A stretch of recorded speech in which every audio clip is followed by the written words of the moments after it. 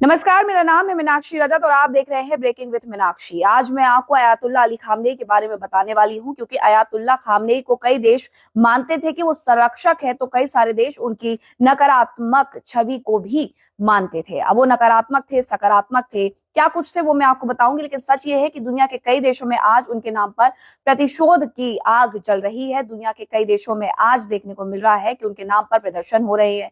कुछ लोग उन्हें कठोर शासक मानते थे, कुछ लोग उन्हें संरक्षक भी मानते थे। लेकिन क्या सच में अयातुल्ला अली खामनेई को जैसा समझा जाता था, जिस हिसाब से उनके लिए विरोध प्रदर्शन हो रहे हैं, जिस हिसाब से लोग ये कह रहे हैं कि वो यतीम हो गए हैं अयातुल्ला अली खामनेई के जाने से, क्या वो सच में ऐसे व्यक्ति थे जिनके जाने से कोई भी यतीम हो सकता है? आखिरकार वो इस्लामिक क्रांति क्या थी जिसमें उनके उभरने की एक नई कह सकते हैं आप शुरुआत होती है? उसके बारे में भी मैं आपको बताऊंगी। सवाल यह है कि क्या वो सच में अपने देश के संरक्षक थे, क्या वो सच में रक्षक थे, या फिर एक ऐसी व्यवस्था में शीर्ष पर बैठे हुए नेता थे जिन पर दमन के आरोप लगते रहे हैं। आज इस वीडियो में हम भावनाओं की नहीं बल्कि तथ्यों की बात करेंगे और आपको समझाने की कोशिश करेंगे कि क्या अयातुल्ला अली खामनेई सच में ये डिजर्व करते हैं जो विरोध प्रदर्शन उनके जाने के बाद उनके गम में दुनिया भर में हो रहे हैं। देखिए, भारत से तस्वीरें आ रही हैं, पाकिस्तान से तस्वीरें आ रही हैं, बगदाद इराक से तस्वीरें आ रही हैं, इसके अलावा जगह जगह से तस्वीरें आ रही हैं। तो शुरुआत सबसे पहले करते हैं 1979 की इस्लामिक क्रांति से, जहां ईरान में पूरी तरीके से सत्ता परिवर्तन होता है। सत्ता संरचना एक नई तरीके से निकल करके सामने आती है और उसके जो प्रमुख केंद्र में नेता रहते हैं उनका नाम होता है रुल्लाह खामनेई, जिनकी मृत्यु 1989 में हो जाती है। यानी 1979 से लेकर 89 तक वो रहते हैं 10 साल। उसके बाद जिस नेता का नाम उभर करके सामने आता है उसका नाम होता है अयातुल्ला अली खामनेई, जिन्हें देश का सुप्रीम लीडर चुना गया था। सुप्रीम लीडर का ये पद सिर्फ धार्मिक नहीं था, बल्कि ये सेना, इसके अलावा न्यायपालिका, मीडिया, विदेश नीति, हर जगह पर प्रभाव डालने वाला पद था और उन्हें ईरान में एक मुख्य भूमिका में देखा जाता था। यानी उनके कहे बिना कोई भी पत्ता इधर से उधर नहीं हो सकता था। अगर ईरान में राष्ट्रपति भी चुनना है तो इस बात का ख्याल रखा जाता था कि सुप्रीम लीडर आखिरकार किसे पसंद करते हैं और उसी के हिसाब से वहां पर नेता का चुनाव होता था। यहां तक कि सेना में भी सर्वोच्च किसे रखना है ये भी खुद अयातुल्ला अली खामनेई चुना करते थे। अब अगर बात करें कि खामनेई ने आखिरकार इतने सालों में अपने देश में किया क्या है, तो खामनेई ने 30 से ज्यादा वर्षों तक इस पद पर बने रह करके ईरान की दिशा तय की है। हालांकि बहुत सारे विशेषज्ञ ये कहते हैं कि उन्होंने अपने देश की दिशा हीन करने में सबसे ज्यादा भूमिका निभाई है। किस तरीके से निभाई है वो मैं आपको बताऊंगी। आलोचक ये कहते हैं कि उनके जो शासन में अभिव्यक्ति की स्वतंत्रता थी वो सीमित कर दी गई थी, अभिव्यक्ति की आजादी को पूरी तरीके से छीन लिया गया था, लोगों पर पाबंदियां लगा दी गई थी कि वो क्या बोले, कितना बोले और कितना ना बोले। उनके जीने की आजादी पर दरअसल ये प्रतिबंध था। विरोध प्रदर्शन के दौरान सख्त कार्रवाइयां होती थी, इंटरनेट पर पूरी तरीके से प्रतिबंध लगा दिया जाता था। इसके अलावा जो पत्रकार और एक्टिविस्ट होते थे उनकी जमकर गिरफ्तारियां होती थी। तो अयातुल्ला अली खामनेई के शासन के दौरान में ये तमाम चीजें भी हुई हैं, ये आरोप उन पर लगातार लगते रहे हैं।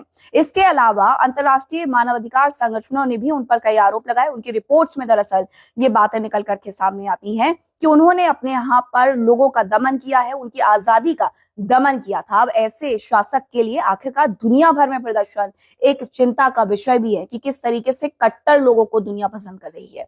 महिलाओं के अधिकारों को लेकर के भी वैश्विक स्तर पर बहस हुई है, खास तौर पर महिलाओं पर लागू ड्रेस कोड को लेकर के, नैतिकता कानून को लेकर के। ये तमाम ऐसे विषय रहे हैं जो उनकी सत्ता के दौरान हमेशा बातचीत का विषय रहते थे। हालांकि समर्थकों का तर्क इस सब के अलग होता था। समर्थक ये कहते थे इस्लामी मूल्यों की दरअसल रक्षा की जा रही है अयातुल्ला अली खामनेई की तरफ से, राष्ट्रीय सुरक्षा के लिए ये सब कुछ किया जा रहा है। तो अयातुल्ला अली खामनेई की हर बात पर एक जामा पहनाने की कोशिश रहती थी और यहीं से जो छवि है वो दो हिस्सों में बढ़ जाती है, एक समर्थक के रूप में और एक उनके विरोधियों के रूप में।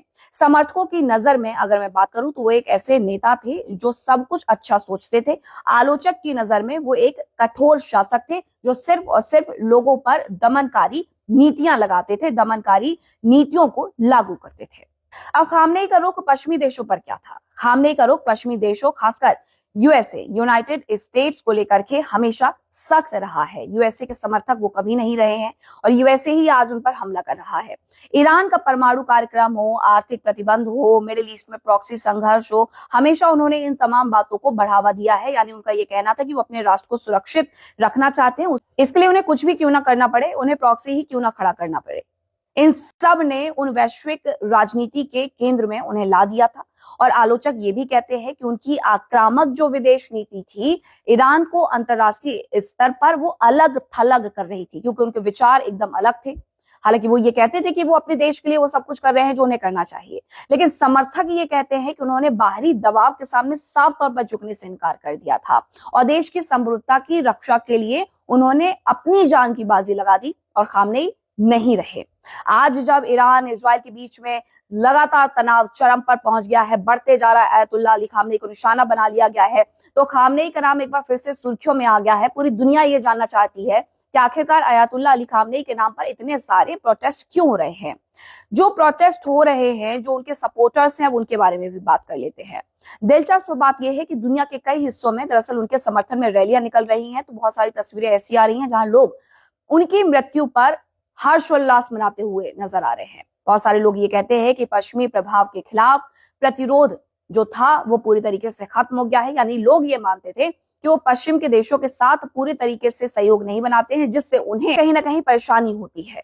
अब बात अगर मिडिल ईस्ट की करूं तो मिडिल ईस्ट के कुछ समूह उन्हें ऐसे नेता के रूप में देखते हैं जो क्षेत्रीय राजनीति में पश्चिमी हस्तक्षेप का विरोध करते रहे हैं और ये विरोध अंतरराष्ट्रीय स्तर पर हमेशा उनकी तरफ से देखने को मिला भी है। और ये सबसे मुख्य कारण था जो कि उन्हें विवादों के केंद्र में भी रखता था।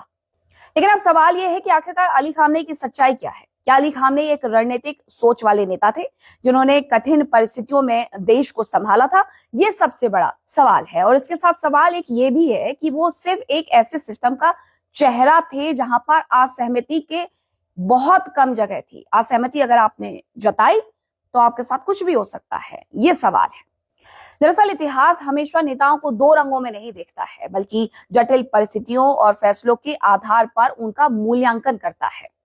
और खामनेई की विरासत भी शायद इसी तरीके से तय होगी, समर्थन और विरोध के बीच में। एक तरफ उनके समर्थन में प्रदर्शन हो रहे हैं तो दूसरी तरफ आलोचनाएं भी हैं और आलोचनाओं के बीच में लोग खुशी भी मनाते हुए नजर आ रहे हैं कि अच्छा हुआ अयतुल्ला अली खामनेई का अंत हो गया है। इसकी वजह से दुनिया बटी हुई नजर आ रही है। अब सवाल आपसे है कि क्या आप उन्हें एक सशक्त राष्ट्रवादी नेता मानते थे या फिर एक सख्त और विवादित शासक मानते थे जिसके शासन का अंत ईरान में अब हो चुका है? दरअसल उन पर हमेशा ये आरोप लगे हैं कि उन्होंने महिलाओं के अधिकारों को कुचला है और इसके साथ साथ महिलाओं के अधिकारों को छीना है।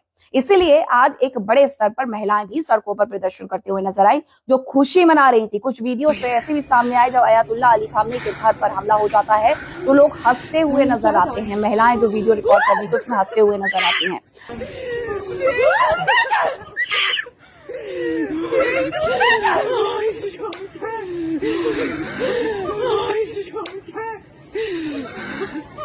अयतुल्ला अली खामनेई का अंत तो हो गया है, लेकिन अयतुल्ला अली खामनेई ने जो एक विरासत बनाई थी, जो लेगेसी उन्होंने बनाई थी, क्या उनके बेटे, जिन्हें अब IRGC कह रही है कि सर्वोच्च नेता के पद पर वो बिठाने वाले हैं, वो भी उसे आगे लेकर के जाएंगे? या फिर ईरान 1979 के पहले जिस तरीके से होता था, महिलाओं को जो आजादी होती थी, वो फिर से मिलने वाली है? दुनिया भर में प्रदर्शन विरोध में भी हो रहे हैं, तो कुछ समर्थक भी सड़कों पर हैं जो कि नाच रहे हैं, गा रहे हैं अयतुल्ला अली खामनेई की मौत पर। अब आप कमेंट करके जरूर से बताइएगा कि अयतुल्ला अली खामनेई की मौत पर आपकी क्या राय है और उनका जाना ये ईरान को पीछे लेकर के जाएगा या फिर ईरान को आगे बढ़ाएगा? तो कमेंट करके अपनी राय जरूर रखिएगा और युद्ध से जुड़े हुए तमाम अपडेट्स के लिए जुड़े रहिए मेरे साथ ब्रेकिंग विद मीनाक्षी में। नमस्कार।